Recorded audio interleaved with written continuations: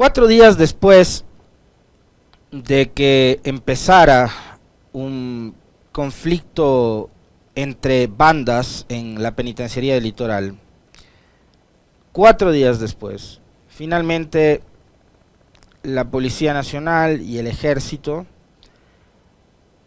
el gobierno de Ecuador, intentaron, porque dudo mucho, yo sinceramente, y me van a permitir ustedes que me muestre incrédulo con respecto de los anuncios que con bombos y platillos ha hecho el gobierno, el propio presidente Lasso, la policía, el Ministerio del Interior, de que han retomado el control. Nunca tuvieron, no tienen el control de las cárceles, eso está clarísimo, pero han tenido que pasar 4 días, ¿no?, para que la fuerza pública pueda intervenir y tratar de recuperar nuevamente el control, que, insisto, yo creo que no lo tienen, de la penitenciaría del Litoral, ¿no? Según los reportes del gobierno, fueron 2.700 entre policías y militares quienes han intervenido en el operativo del día de ayer.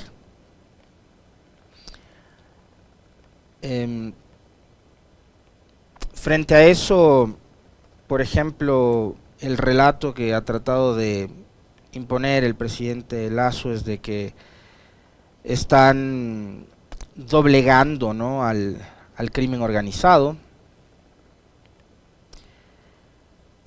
Exhibían unas fotos ayer, apenas digamos intervinieron en esta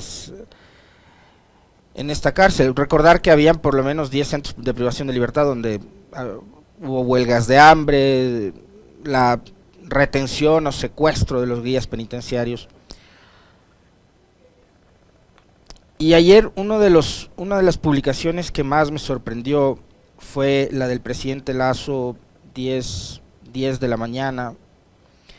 Las fotos de los privados de libertad, como suele hacerlo Bukele, ¿no?, y como lo hizo Lasso, o lo intentó hacer Lasso cuando empezaba también a usar las gorritas de estas que anda coleccionando de la policía y del ejército. Por allá por noviembre del año anterior, cuando se acuerdan ustedes, nosotros generamos un comentario crítico con respecto del pésimo manejo de la seguridad, y donde le preguntábamos al gobierno y al Estado por qué diablos no compraban armamento, por qué no se equipaban como se equiparon en su momento durante las protestas de octubre y durante las protestas de junio, guardando las distancias. Claro, en un caso se necesitaba material para reprimir protestas sociales, por supuesto, pero acá obvio es otro tipo de municiones, de armamento, de equipo que se necesitaba, había que guardar la distancia, pero finalmente los procesos de compra pública terminan siendo lo mismo, y ahí nosotros recibimos, y yo en particular recibí una serie de ataques de un montón de gente que hoy incluso les ha tocado salir del país exiliados por miedo a lo que les pueda pasar con su vida. En noviembre ya publicaba estas fotos Lasso, ¿no?, y ayer decía, exhibiendo a los privados de libertad con el torso desnudo, como suele hacerlo Bukele, el Estado pone orden, ojo, el Estado pone orden en la penitenciaría del Litoral porque la fuerza coercitiva jamás se doblegará. Hoy en la madrugada iniciamos la intervención luego de emitir el estado de excepción en el sistema carcelario con el decreto 823. ¿Pusieron orden? Les pregunto. ¿Saben ustedes que Guayaquil, que ayer estaba celebrando sus 488 años de fundación, vivió hasta la medianoche una verdadera batalla campal? Yo cuando venía hoy de camino a la radio le escuchaba al profe leer las noticias y hacer un recuento de todo el desastre y el desmadre que se vivió ayer, no solamente en Guayaquil, sino en diferentes rincones del país, especialmente en Esmeraldas. Y parecía el guión de la secuela del Joker. La lectura de noticias del profe hoy, haciendo un recuento de todo lo que había sucedido durante la jornada de ayer. ¿Se puede decir que el Estado puso orden ayer? No, señor Lasso, no pusieron orden nunca. Nunca retomaron ni recobraron el control de las cárceles, porque en horas de la noche, además, ya van a verlo ustedes más adelante, alias Fito, ¿no? Este líder de los choneros, se dio el lujo de dar una rueda de prensa dentro de la cárcel, acompañado de ahí sus guaruras, ¿no? Sus guardaespaldas, su seguridad, qué sé yo, no sé ni cómo llamarles a estos delincuentes, que tienen sometido al país y que tienen sometido a un gobierno inoperante y cobarde, y se dan el lujo de hacer un llamado a la unidad, a la paz, a la pacificación, no sé qué tonterías, ¿no? Pero él sí por lo menos salió a dar una rueda de prensa, pues, desde la cárcel.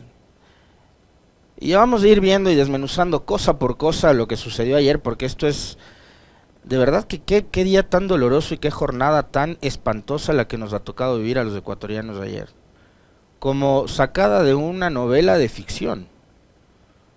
Es que ya, en serio, que la realidad en el Ecuador superó a la ficción hace mucho rato. Somos una película de terror. Y lo que pasó ayer demuestra que a Lasso y a su gobierno, plagado de funcionarios inoperantes, incompetentes, indolentes, ineptos, todo esto les superó. Entonces, que no me venga el presidente con un tuit a decir que han puesto orden y que la fuerza coercitiva del Estado jamás se doblegará ante los criminales. Los criminales, señores, a ustedes les tienen de rodillas, y ya vamos a revisar más adelante también, que no sabemos si es que les tienen de rodillas o si es que todos son parte del mismo show macabro que han montado. No sé si tenemos listo el video del ministro del Interior, Zapata fuera de la cárcel.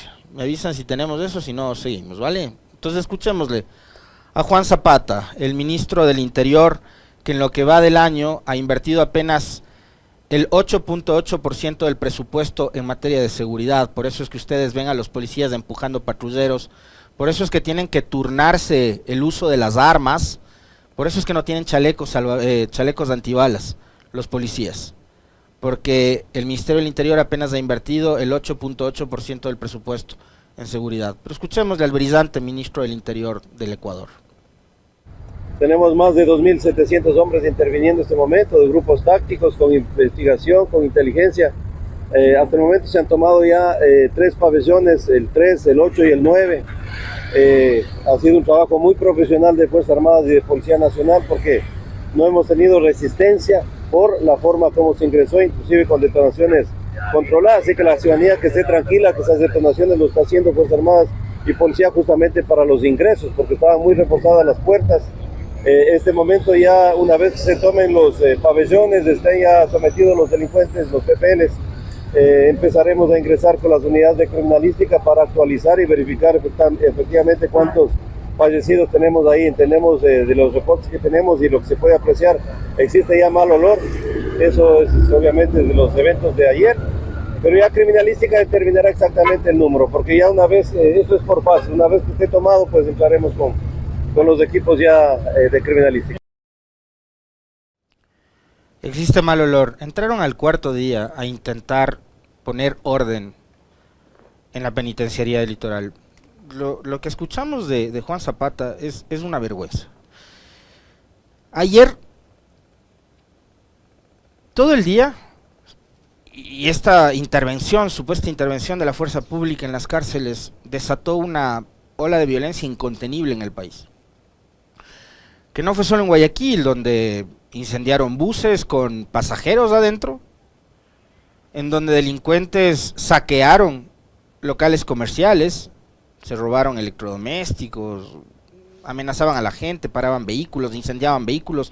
Exactamente lo mismo que estaba pasando en Guayaquil e incluso con mucha más violencia se replicaba en Esmeraldas. Yo todavía, y esto más o menos hasta al mediodía, recibí una llamada de un hermano esmeraldeño que me puso en alerta de lo que estaba pasando en la provincia Verde. Al mediodía. Porque hasta ese momento todo lo que sabíamos era lo que estaba pasando en la penitenciaría del Litoral, en Guayaquil, y la reunión que mantenía el presidente Lasso con su gabinete de seguridad y con también las autoridades o representantes de las autoridades locales que habían sido invitadas a esta reunión. La prefecta de Pichincha en su condición de presidenta del CONGOPE, el vicepresidente del CONGOPE, el presidente de AME, el presidente de los gobiernos parroquiales y demás, que estuvieron en la reunión con el presidente Lasso. Pero recibo una llamada y me dicen, Alexis, que lo que está pasando en Esmeraldas es de terror.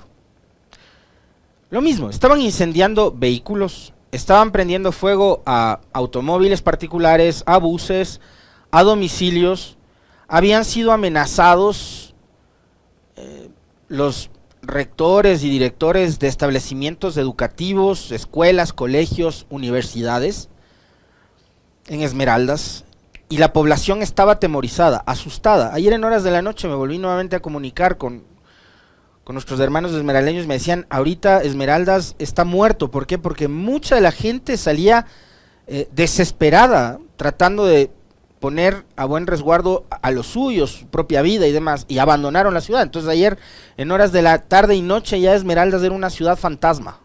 Ahí están viendo ustedes cómo prendían fuego a un taxi en este caso, ¿no? Y así hicieron con buses, con vehículos.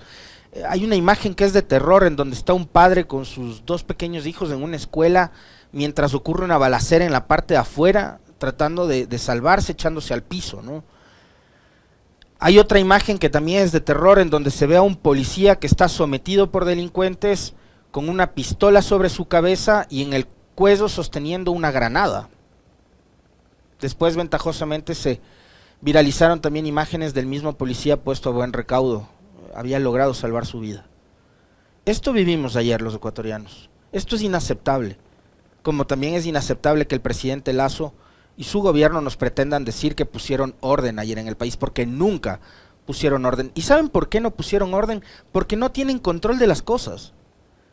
Porque hoy lo que está pasando en las calles del país demuestra que es un gobierno absolutamente débil por un lado, pero también cómplice por otro. ¿Saben por qué? Porque ayer cuando ingresan a la penitenciaría del Litoral, entran policías, entran militares, y veamos un poquito de qué es lo que encontraron dentro de la cárcel en Guayaquil, ¿no? Ahí están viendo ustedes las imágenes de cuando ellos entran a la cárcel, ¿no?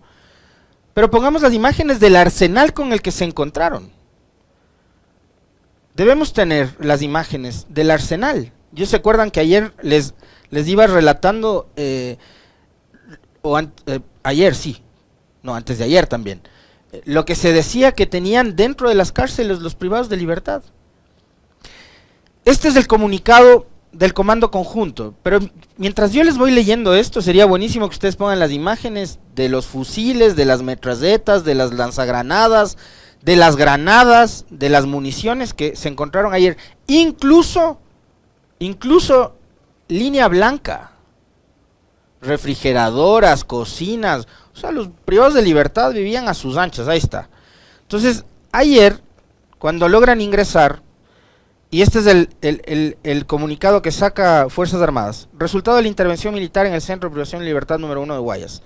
Durante la intervención, en cumplimiento con el decreto 823, y ya vamos a conversar también sobre lo del decreto 823, por grave conmoción interna, en los centros se hizo un registro en los pabellones, en este centro decomisando el siguiente material. Pónganse pilas ahí.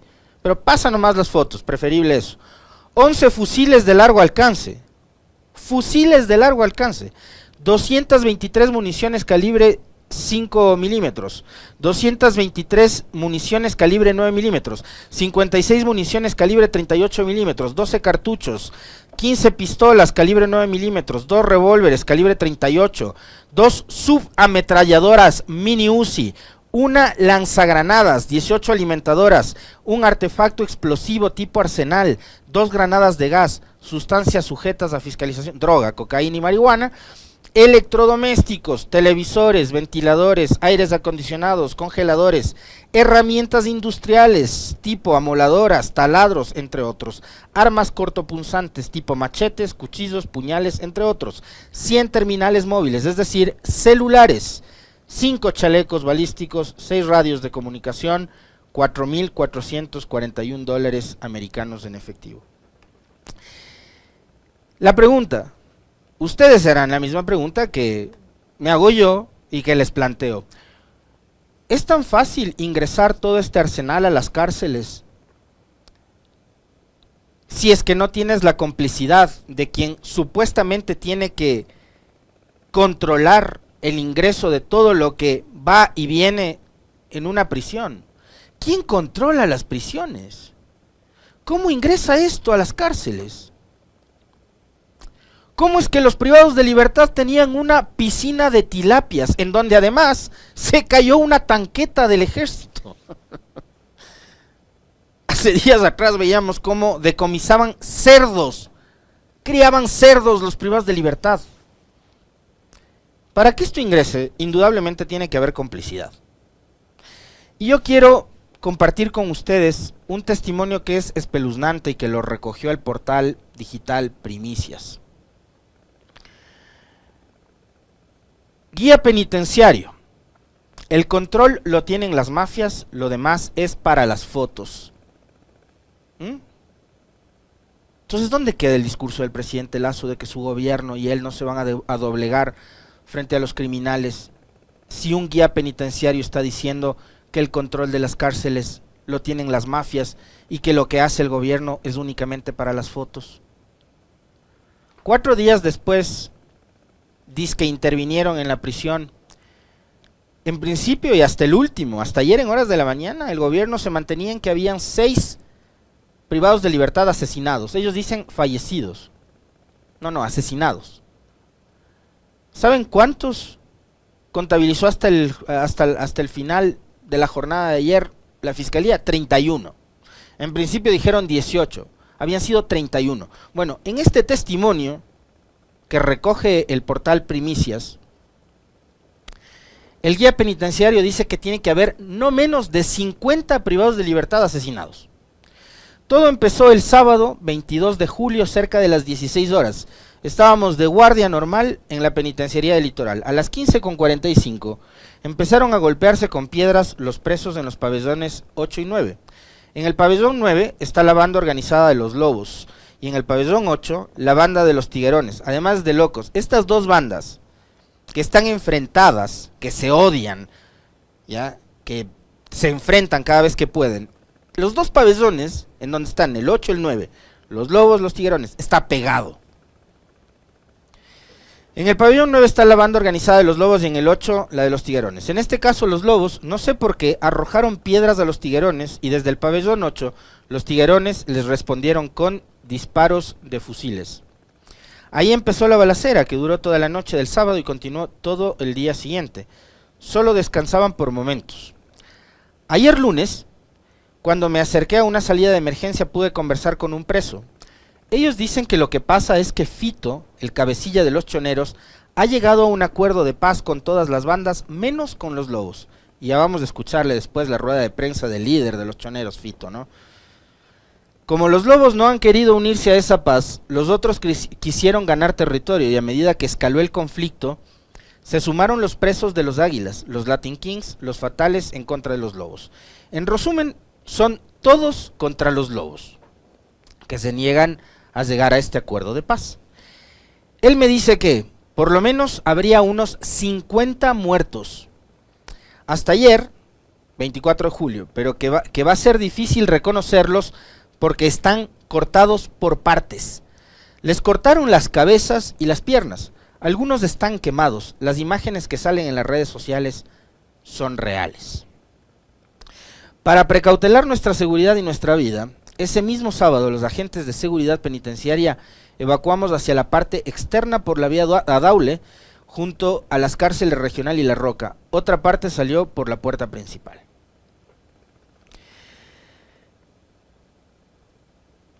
Nosotros no volvimos a entrar a la cárcel, solo hacíamos el cambio de guardia con un acta de entrega, pero sin el conteo de privados de libertad, que es como se lo hace normalmente. Esta vez incluso tuvimos que pelear con la policía, porque la policía cerró la puerta y no nos dejaban salir.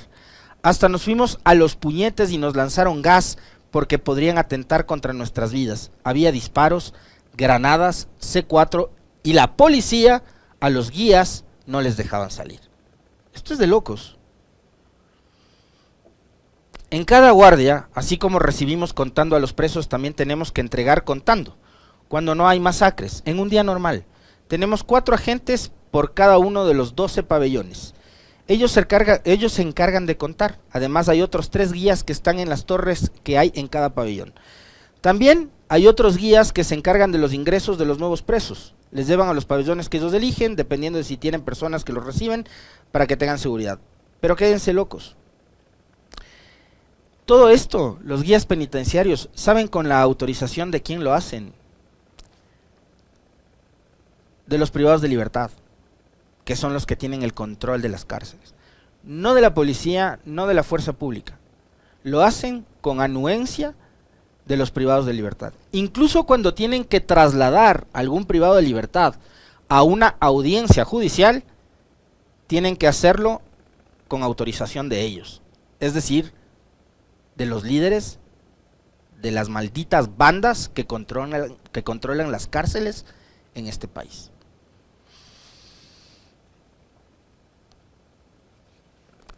Dice el guía, recién hoy, o sea ayer, policías y militares entraron, tal vez porque a los presos ya se les acabó el armamento y se calmaron. Nadie ingresa, pero se les entiende porque los policías también tienen familia.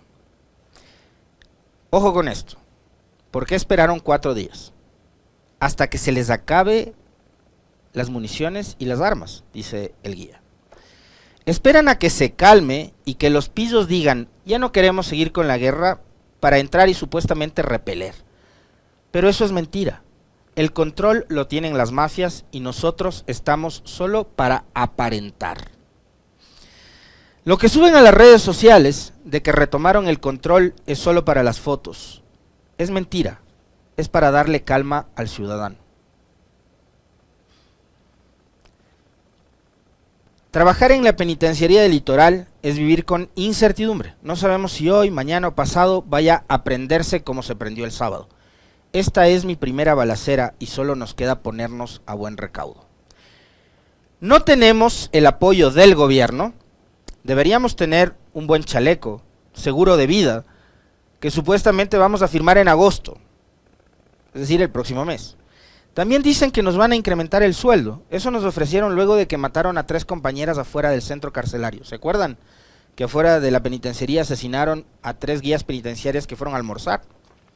Esta vez al parecer se les acabó el armamento a los presos, pero ellos vuelven a obtenerlo, porque la policía y la dirección de las cárceles les autorizan ingresar por la puerta grande. Mañana volverán a reabastecerse. Ese es el testimonio recogido por el portal Primicias de un guía penitenciario. Es decir, todo lo que vende el gobierno a través de su comunicación y la publicidad de lo que supuestamente hace la fuerza pública o debería hacer la fuerza pública en las cárceles es mentira. ¿Han puesto orden? No, no han puesto orden. ¿Tomaron el control de las cárceles? No, no tomaron el control de las cárceles. ¿Quién tiene el control de las cárceles? Fito. Escúchanle.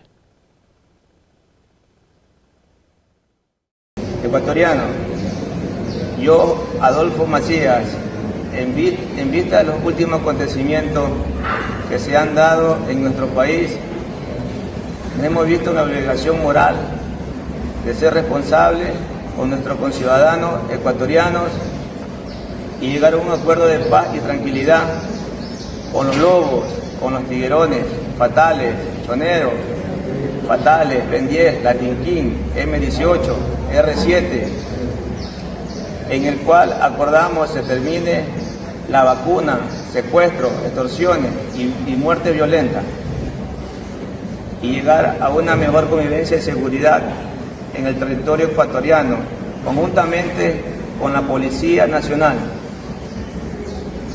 Y como compromiso de la buena fe, hacemos entrega voluntaria de las armas, lo cual demuestra nuestra fe de compromiso que la paz y la seguridad regrese al país ecuatoriano. Muchas gracias.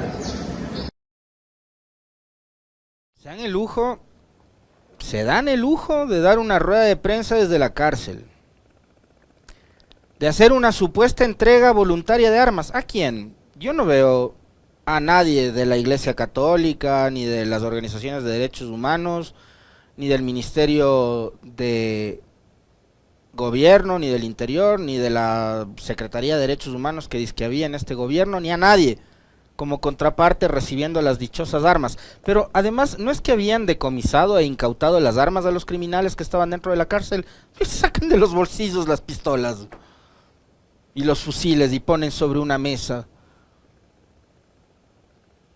Esto para mí, por lo que veo, la verdad, no es ninguna intención de tratar de pacificar, más bien es casi que una forma de sarcásticamente decirle al Ecuador y al propio gobierno de Lasso que estos sujetos antisociales, criminales, delincuentes son los que tienen el control no solo de las cárceles, sino incluso del país.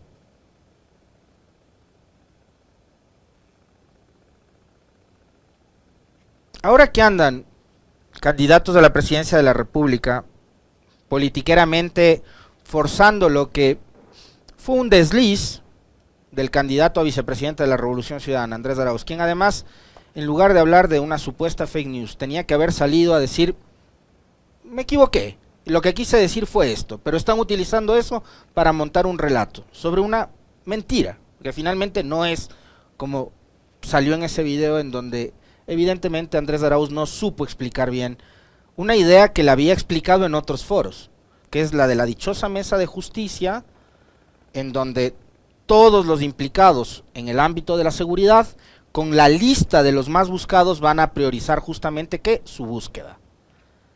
Pero ahí están, pues, ¿no? Sonnenholzner, Villavicencio, Topic, aprovechándose politiqueramente del momento que está viviendo el país y de ese error que cometió un candidato para seguir sosteniendo una serie de mentiras, como por ejemplo que el desmantelamiento del sistema de seguridad se llevó a efecto en el gobierno de Correa, pero sin el gobierno de Correa se crearon los ECUs, hubo Ministerio Coordinador de Seguridad, había Ministerio del Interior, había todo un sistema de seguridad que lo dejó tecnológicamente y presupuestariamente muy bien montado el gobierno de Correa. Empezaron a desmontarlo en el gobierno de Moreno y terminaron de hacerlo pedazos con Lasso. Pero están viendo, no le escucho a Topic, a Villavicencio, a Otto, no les escucho decir una palabra con respecto de que el Ministerio del Interior en el gobierno de Lasso tiene apenas invertido el 8.8% de su presupuesto. De eso no dicen una palabra. ¿Les han escuchado ustedes de estos candidatos? Ahí está el cuadro con el presupuesto ejecutado de los ministerios a junio del 2023. El que más presupuesto tiene invertido es el Ministerio de Deportes. Y el que menos inversión tiene es el del Interior. Entonces ahí ustedes tienen la explicación de por qué los policías empujan patrulleros viejos y dañados. Que por qué no tienen chalecos antibalas. Que por qué tienen que turnarse el uso de las pistolas entre el de la jornada de la mañana con el de la tarde y noche. Porque no es que tienen armas de dotación para cada policía, pero si ejecutan apenas el 9% de su presupuesto. ¿Les han escuchado a estos tres sujetos, a Villavicencio, a Sonnenholzner y a Topic, decir algo sobre el paupérrimo presupuesto de inversión del Ministerio del Interior? No dicen nada. Porque además los tres apoyaron a Lasso. Los tres votaron por Lasso. Y uno le apoyó hasta el último, hasta el día del juicio. Villavicencio. ¿Se acuerdan? Otto grababa spots invitándonos a votar por Lasso porque si no nos íbamos a convertir en Venezuela. Lo que no nos decía es que nos íbamos a convertir en Ciudad Juárez.